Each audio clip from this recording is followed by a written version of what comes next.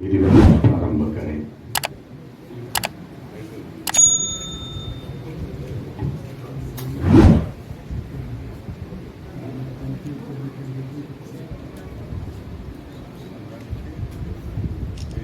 Ma'am आप हटिए sir sir.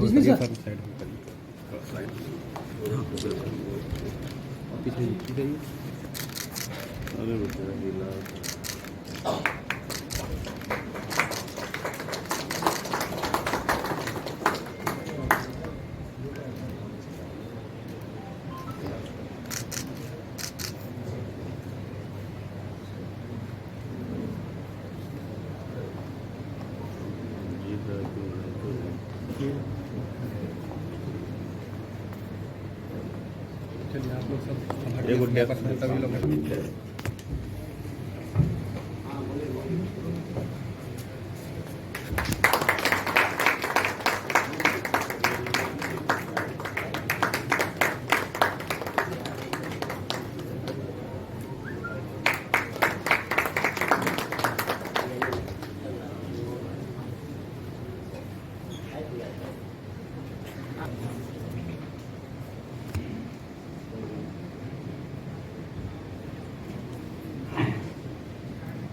हमारे प्रांत के राज्यपाल और देश के जाने माने स्कॉलर, लोकप्रिय वक्ता श्रीमान आरिफ मोहम्मद खान साहब, बिहार विधानसभा के अध्यक्ष और बीते समय में कई बार राज्य सरकार के मंत्री पद पर संभाल चुके श्रीमान नंद किशोर यादव जी, माननीय विधायक और विश्व संवाद केंद्र न्यास पटना के सचिव डॉक्टर संजीव चौरसिया जी, विश्व संवाद केंद्र न्यास पटना के मुख्य न्यासी जसवंत सिंह जी और सभागार में उपस्थित देवियों और सज्जनों, ये जो पत्रकार सम्मान समिति है या कहिए पुरस्कार चयन समिति, उसके एक सदस्य होने के नाते मैं इस वर्ष के लिए पुरस्कृत व्यक्तियों के नाम की यहाँ घोषणा करने के लिए उपस्थित हूँ। ये दायित्व मुझे सौंपा गया है और जो 3 पुरस्कार हैं या सम्मान कह लीजिए, पत्रकारिता के क्षेत्र का सम्मान है, वह इस बार पहले पुरस्कार के रूप में देश रत्न डॉक्टर राजेंद्र प्रसाद पत्रकारिता शिखर सम्मान 2025, इसके लिए हमारे बीच के ही जाने माने पत्रकार और कवि श्री अनिल विभाकर जी का चयन किया गया है। अनिल विभाकर जी मूलतः पत्रकार हैं या कभी कभी लगता है कि मूलतः कवि हैं, या दोनों एक साथ एक जैसे हैं और बहुत ही लोकप्रिय हैं। तो आज उनको यह सम्मान दिया गया है, मेरी तरफ से बहुत बहुत बधाई उन्हें। और जो दूसरा सम्मान है वो है केशव राम भट्ट पत्रकारिता सम्मान 2025, जो हमारे नवादा क्षेत्र के प्रभात खबर के एक वरिष्ठ पत्रकार विशाल कुमार जी को दिया जा रहा है। और एक तीसरा जो पुरस्कार है बाबू राव पटेल रचना धर्मिता सम्मान 2025, यह पुरस्कार चर्चित छायाकार, फोटो जर्नलिस्ट कह लें, इसलिए कि छायांकन में अगर समाचार झलकते हों तो वैसे छायाकारों का चयन हम लोग करते हैं। तो वो हैं श्री सचिन कुमार, उन्हें भी बधाई। और इन तीनों पुरस्कारों से पुरस्कृत व्यक्तियों के बारे में एक छोटी संक्षिप्त डॉक्यूमेंट्री तैयार की गई है, वो भी आपके सामने पेश किया जाएगा। बहुत बहुत आभार आप सबका।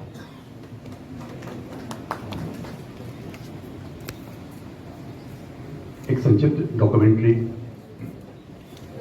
अभी हम लोग देखेंगे। लाइट ऑफ करते हैं। राकेश शर्मा जी। डॉक्टर राजेंद्र प्रसाद पत्रकारिता शिखर सम्मान से सम्मानित करने का निर्णय लिया है। मुझे सूचना मिली तो बहुत सुख मिला मुझे, इसलिए कि घर का सम्मान हमेशा बड़ा सम्मान होता है। वर्ष 2025 का केशव राम भट्ट क्षेत्र में विगत 17-18 सालों से कार्यरत रहते हुए हमने जो अनुभव किया है वह निश्चित तौर से समाज को एक आंदोलनात्मक और सृजनात्मक दृष्टिकोण से आगे बढ़ाने का जो एक प्रयास होता है, उसे करने का हमने अपना भरसक प्रयास किया है।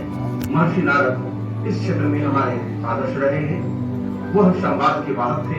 मैं वर्तमान समय में उसी संवाद को समाज के बीच अग्रतर बढ़ाने का प्रयास करता रहा हूँ। वर्ष 2025 का बाबूलाल पटेल रचना द्रविड़ा सम्मान वरिष्ठ छायाकार श्री सचिन कुमार को प्रदान किया जाता है।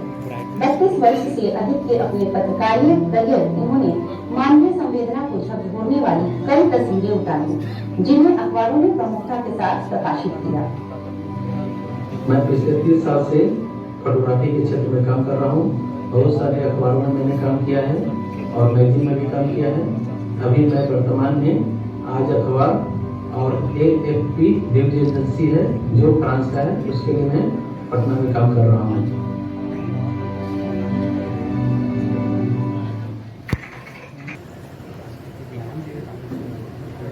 मंच पर उपस्थित महानुभाव महामहिम राज्यपाल जी और विधानसभा के अध्यक्ष नंद किशोर यादव जी का स्वागत करते हुए मुझे हर्ष हो रहा है और मुझे विषय प्रवेश कराना है आज जिस पर हम चर्चा करेंगे और राज्यपाल महोदय का अभिभाषण जिस विषय पर होना है वो राष्ट्रीय अस्मिता और समकालीन चुनौतियां।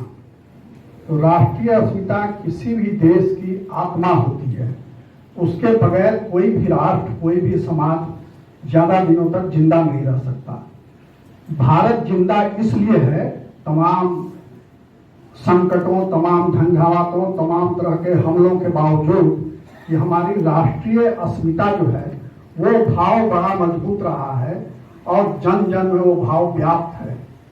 अभी देखा गया जब पाकिस्तान के साथ तनावपूर्ण रिश्ते हुए और फिर पहलगाम का मामला आया तो पूरा देश एक स्वर में उठ खड़ा हुआ और सबने कहा कि पाकिस्तान को सबक सिखाया जाना चाहिए। जन भावना का सम्मान करते हुए और पाकिस्तान की कायराना हरकत को दंडित करने के लिए भारत सरकार ने भी कठोर कार्रवाई की। उस समय पूरा राष्ट्र एक स्वर से बोल रहा था। मगर ये बहुत दुख की बात है कि जब पूरा देश एक स्वर से बोल रहा था, 99% लोग एक आवाज में आवाज दे रहे थे, उस समय भी 1% लोग ऐसे थे इस देश में जो अलग सुर अलाप रहे थे।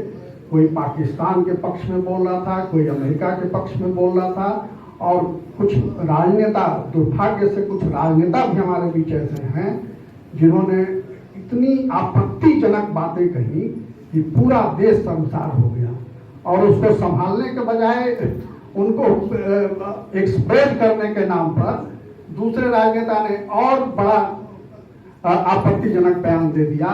तो ऐसे नेता समाज को तोड़ते हैं, समाज को कमजोर करते हैं। अब ये जनता के ऊपर है कि ऐसे नेताओं को कैसे सबक सिखाया जाए।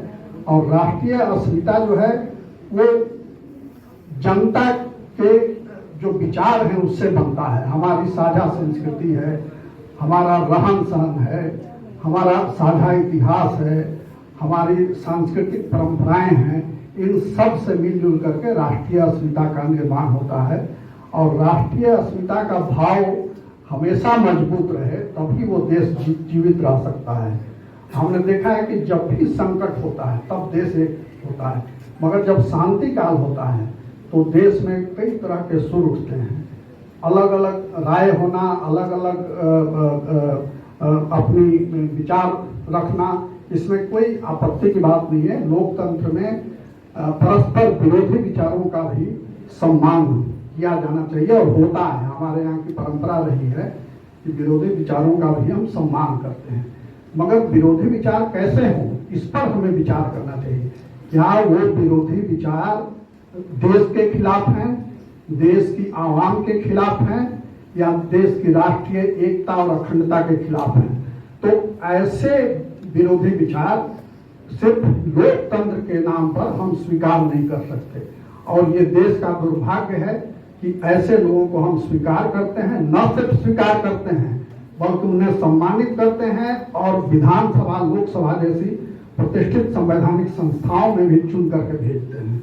तो जब तक ये भाव हमारे अंदर नहीं होगा कि जो देश का दुश्मन वो हमारा दुश्मन, निजी दुश्मन, और उसको सबक सिखाने में हमारा भी योगदान होना चाहिए। छोटे से लेकर के बड़े तक ये भाव होना चाहिए कि हमारा भी इसमें योगदान होना चाहिए कि ऐसे लोगों को हम सबक सिखाएं।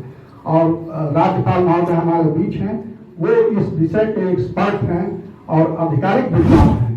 आपने देखा होगा कि कैसे साहबानों का केस आया था तो राष्ट्रीय अस्मिता के पक्ष में वो उठ खड़े हुए थे और सत्ता की कुर्सी, मंत्री की कुर्सी को उन्होंने लात मार दी।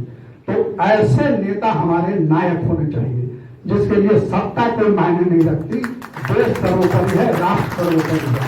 और इसीलिए जो हम लोगों की कमेटी है, पत्रकारों की जो समिति है, उसने सर्वसम्मति से चयन किया कि राज्यपाल महोदय को बुलाया जाए। जब राज्यपाल महोदय केरल में थे तब भी हम लोगों ने एक बार विचार किया था कि राज्यपाल को पटना बुलाया जाए, मगर उस समय इनकी कुछ व्यवस्था थी, वो खाली नहीं थे उस तारीख को, तो इसलिए नहीं बुला सके। संयोग देखिए कि वो पटना में ही आ गए, हमारे घर में आ गए, तो यह और अच्छी बात है।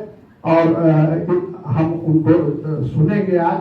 और ये सबसे बड़ी बात यह है कि वो हिंदू धर्म ग्रंथों और इस्लामिक धर्म ग्रंथों के दोनों के आधिकारिक जानकार हैं, विद्वान हैं।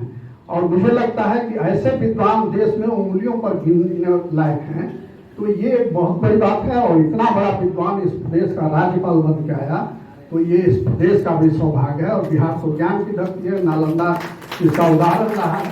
तो उस ज्ञान की धरती से आज एक ज्ञानी पुरुष की बात हम लोग सुनेंगे। इतना ही बात कह करके मैं अपनी बात समाप्त करता हूँ। धन्यवाद।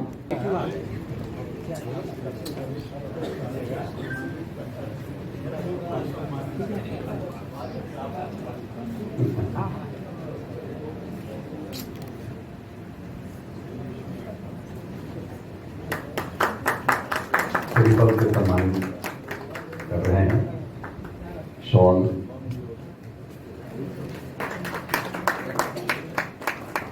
एक छोटा सा उपहार स्वरूप, चेक और ये मोमेंटो स्मरण के लिए। वास्तव में देशरत्न डॉक्टर राजेंद्र